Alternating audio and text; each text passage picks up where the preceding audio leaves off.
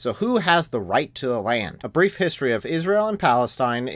The history starts in 1200 BC, after the late Bronze Age collapse and the invasion and pillaging by the Sieve people, a group of people who remain a mystery even today. Into this area, the Israelites move in and found Israel.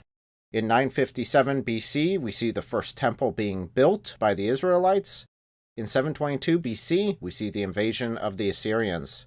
In 586 BC, we see the invasion of the Babylonians and the displacement of Israel.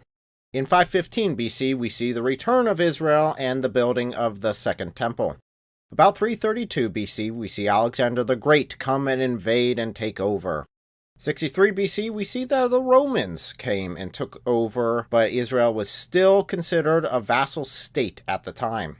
Passing by the birth, life, and death of Christ, we go ahead and hit 70 AD. We see the destruction of the temple.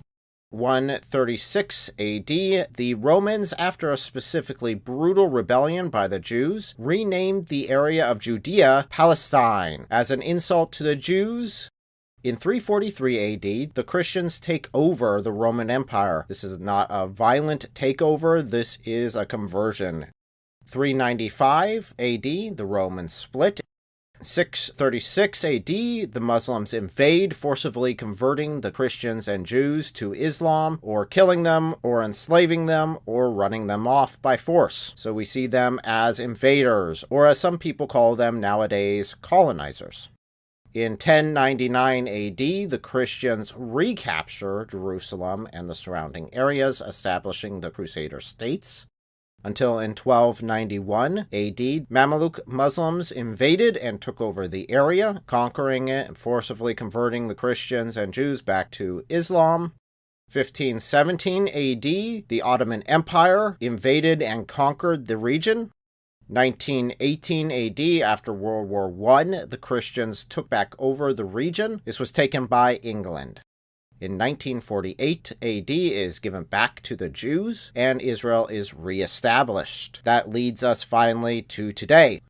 So who has the right to the land? If we look at the Bible or the Torah, it is very clear that the Jews have the right to the land and they should own it. If you want to go with the return the land to the natives argument, well, the Jews are the natives of that area. They established Israel long before any of the other interested party groups even existed. If you want to go with the argument the right of the conqueror, well, the Christians were the ones who conquered it after World War I, and they gave it freely to the Jews. So the right would be, again, the Jews. If you want to argue who controlled the land the longest over the 3,323 years, we would see that the Christians owned it for 515 years. Islam has owned it for 1,090 years. The Jews have owned it for 1,411 years. And then the other groups throughout the time period have owned it for a grand total of 207. So the Jews, again, would win out in this case as well. If you're consistent with any form of logic, you end up with the same conclusion. The Jews have the right to the land, period.